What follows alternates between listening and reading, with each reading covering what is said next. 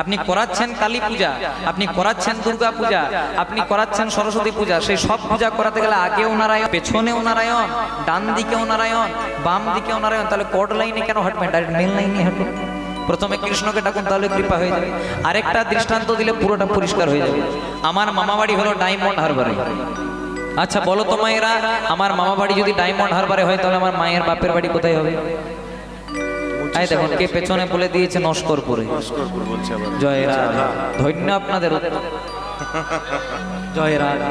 আমার মামা বাড়ি যদি ডায়মন্ড হারবারে হয় তাহলে আমার মায়ের বাপের বাড়ি কোথায় হবে? মা ডায়মন্ড হারবারে। আর বাবার বাবাদেরকে যদি প্রশ্ন করি, বাবা তাহলে আমার বাবা শ্বশুর বাড়ি কোথায় হবে? ডায়মন্ড হারবারে। কথাটা কেন বললাম? আমি গেলাম মামা বাড়ি, মা গেল বাপের বাড়ি, বাবা গেল শ্বশুর বাড়ি, গিয়ে পড়ে দেখলাম জায়গা একটাই। কেউ বলে জল, কেউ বলে পানি, কেউ বলে ওয়াটার, বস্তুটা একটাই। তাই যে কৃষ্ণ সে কালী সেই জগন্নাথ। আমাদেরকে ভগবান নিয়ে পার্থক্য করার দরকার নাই, অন্তরে ভক্তি থাকলে ভগবান দেখা দিয়ে দেবে। তাই চলুন সবাই মিলে একবার দুটি বাহু তুলে গাইব, জয় জয় রাধা, জয় জয় রাধা, জয় জয় রাধা, জয় জয় রাধা, জয় জয় রাধা রমন হরি বল বল বল বল, জয় জয় রাধা রমন হরি বল, जय जय राधा, जय जय राधा, जय जय राधा, जय जय राधा, जय जय राधा रमन हरि बोल बोल बोल, जय जय राधा रमन हरि बोल, जय जय राधा, जय जय राधा, जय जय राधा रमन हरि बोल, जय जय राधा रमन हरि बोल, हरि बोल, जय जय राधा, जय जय राधा, जय जय राधा रमन हरि बोल, जय जय राधा रमन हरि बोल, हरि बोल, हरि बोल, हरि बोल, हरि बोल हरि बोल हरि बोल रे, बोल हरि बोल हरि बोल रे, ओ राधे बोल, राधे बोल, राधे बोल रे। राधे बोल राधे बोल राधे बोल। এবং সামনের মায়েরা হাত তুলছেন, আবার পেছনেরা তুলে নাই। জয় রাধা। যাদের যাদের হাত আছে তারাই তুলুন, আর যাদের হাত নাই তাদের তোলার দরকারও নাই। এবার দেখি কাদের কাদের হাত আছে।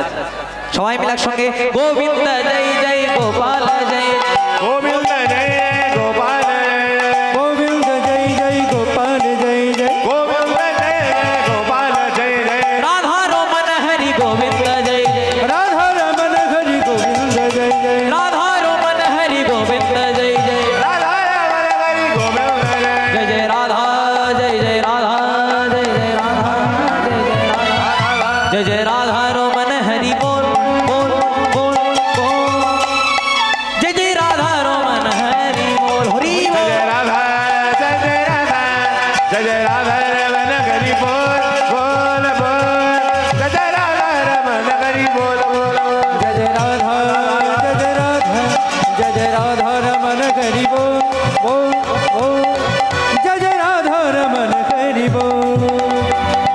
আচ্ছা যারা যারা রাধারানীকে ভালোবাসো না একবার উলুধ্বনি দাও দেখি মায়েরা। जोर से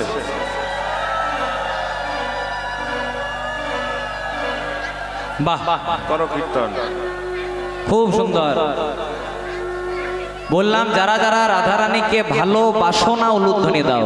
साको बाजी ভালোবাসেন না আপনারা, আবার উলুধ্বনি দিচ্ছেন, আবার এদিকে সাক্ষ্য বেজে গেছে। জয় রাধা। বললাম যারা যারা রাধারানীকে ভালোবাসো না উলুধ্বনি দাও। অন্য মনস্ক হতে পারে। এবার যারা যারা রাধারানীকে ভালোবাসেন বৃন্দাবনে যাবেন, সবাই একটু হাত ধরে তুলে গাইবো, বলো রাধে রাধে রাধে রাধে, বলো রাধে রাধে রাধে রাধে, বলো রাধে রাধে রাধে রাধে, বলো রাধে রাধে রাধে রাধে, হরি বল। बोलो राधे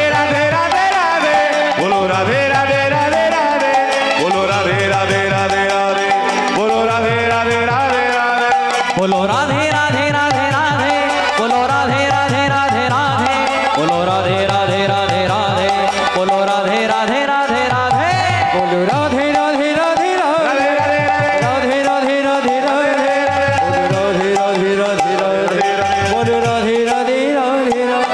बोलो राधे राधे राधे राधे, बोलो राधे राधे राधे राधे, बोलो राधे राधे राधे राधे, बोलो राधे राधे राधे राधे, बोलो राधे राधे राधे राधे, बोलो राधे राधे राधे, बोलो राधे राधे राधे, बोलो राधे राधे राधे, बोलो राधे राधे राधे राधे, बोलो राधे राधे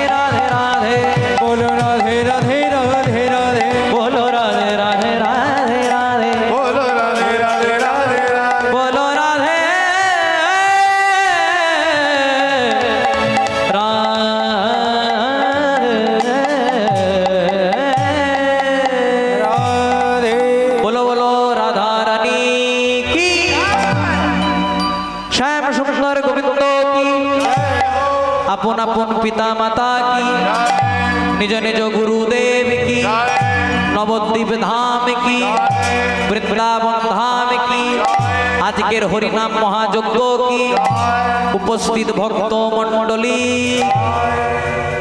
তাই আজকে আমরা যে লীলা শ্রবণ করব বা যে লীলা পরিবেশন করব একটু ভিন্ন স্বাদের লীলা। আমরা সচরাচর কৃষ্ণলীলা গৌরাঙ্গ লীলা সাধন করি। আজকে আমরা যে লীলা শ্রবণ করব, যেহেতু মাতৃমন্দির সামনে, আজ আমাদের আস্বাদনের বিষয় হলো দক্ষযজ্ঞ বা সতীর দেহত্যাগ লীলা। মানে সতী যখন দক্ষ রাজার যজ্ঞকুণ্ডে গিয়েছিলেন, তখন সেখানে যজ্ঞকুণ্ডে নিজের প্রাণটাকে আহুতি দিয়েছিলেন।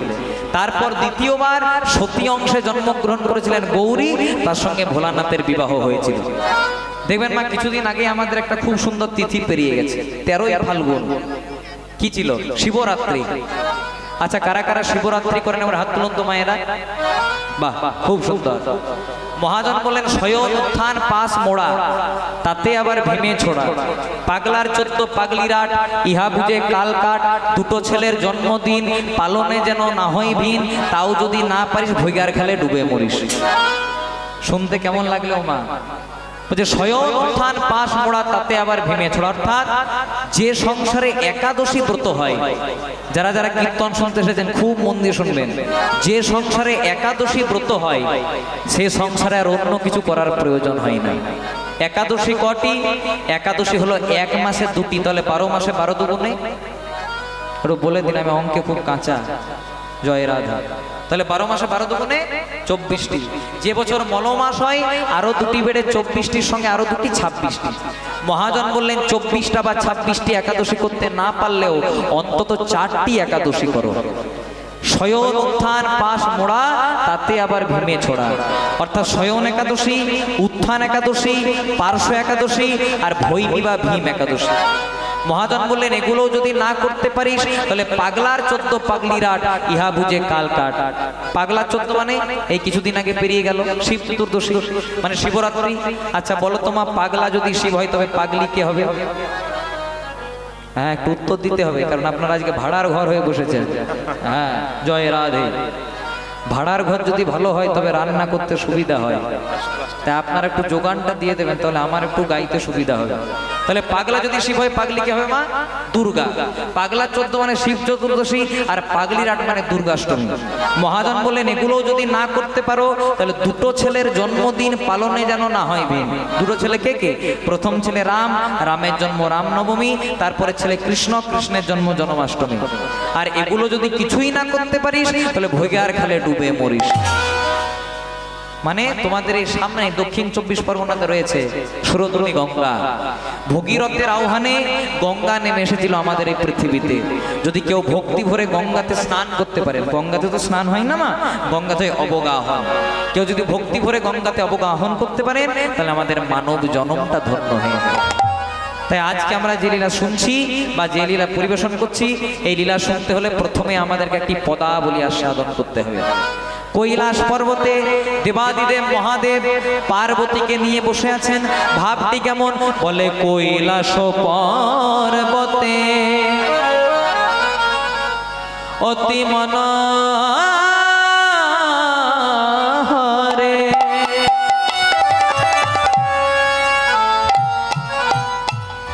বসে আছে ভব ভোলা ভোলা।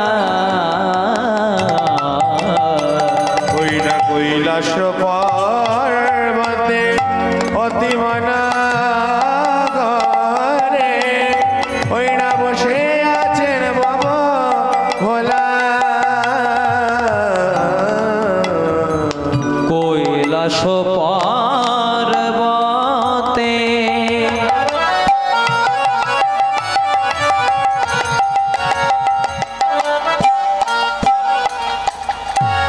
অতি মনোহরে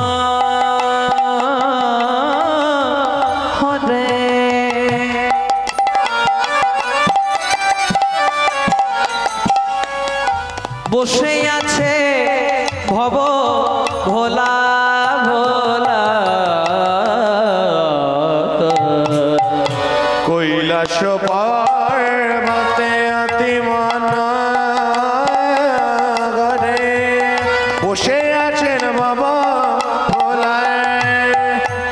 যার মুখে নাম না আস্তে আমরা যদি ফাঁকা জায়গায় বসে থাকি কি করি মা হরি নাম করি কিন্তু করি না কিন্তু পরনিন্দা গ্যারান্টি এর ছেলে ভালো নয় এর মেয়ে ভালো নয় শাশুড়ির সঙ্গে বৌমা ঝামেলা হচ্ছে এগুলো আমাদের বিষয় কিন্তু ভোলানাথ বসে বসে কি করছে ও যার মুখে নাম না জপে অবিরাম মুখে রাম নাম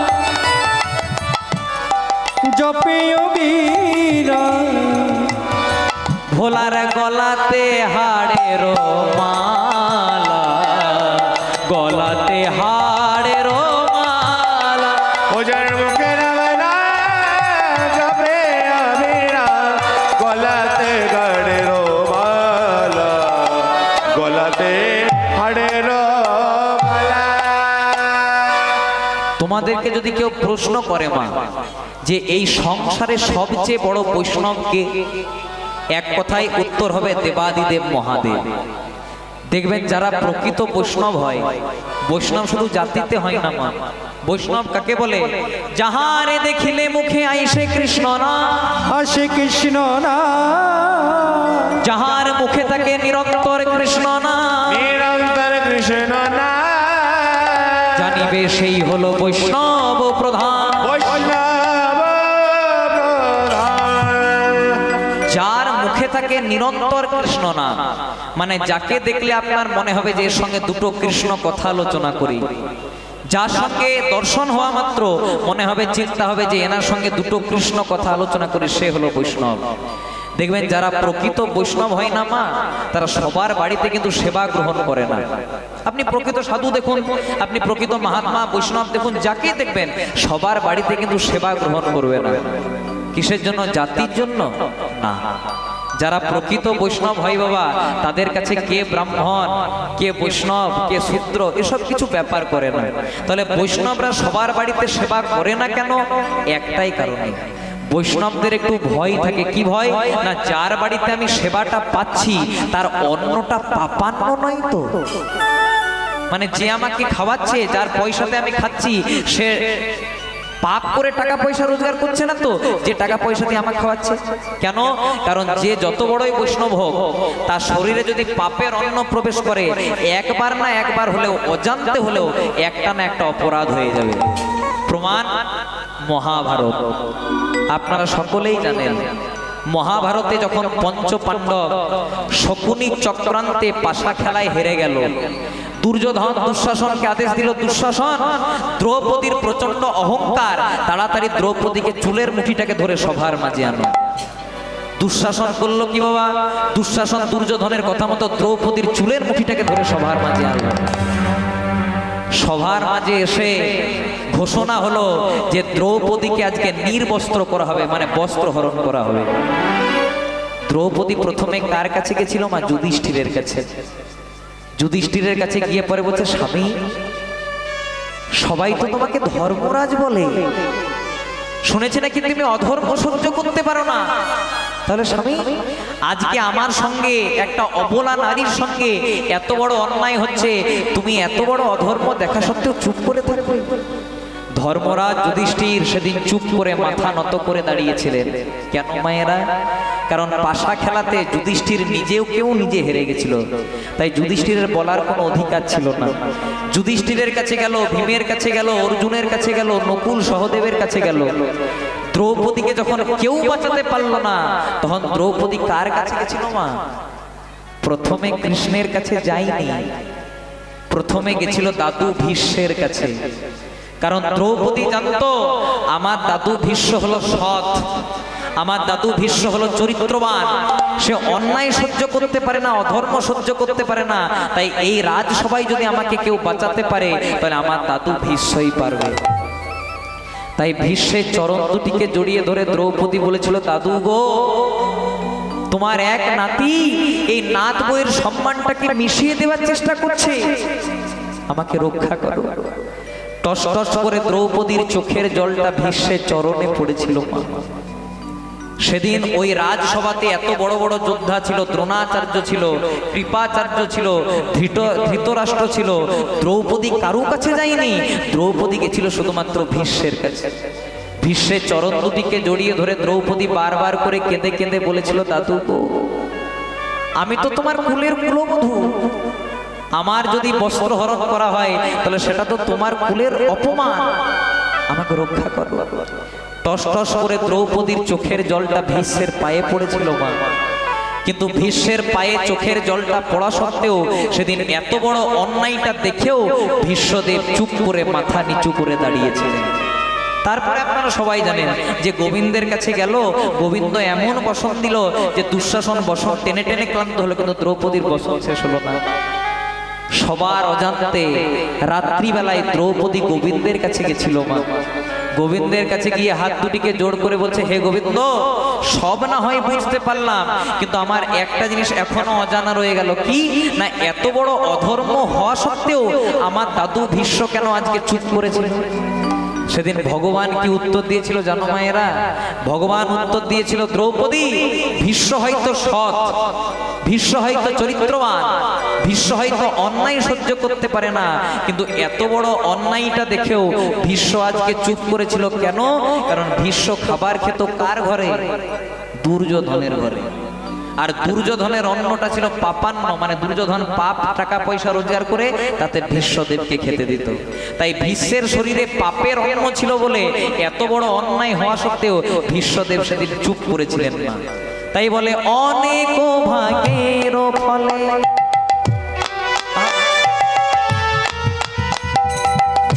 বৈষ্ণব আসিয়া মেলে,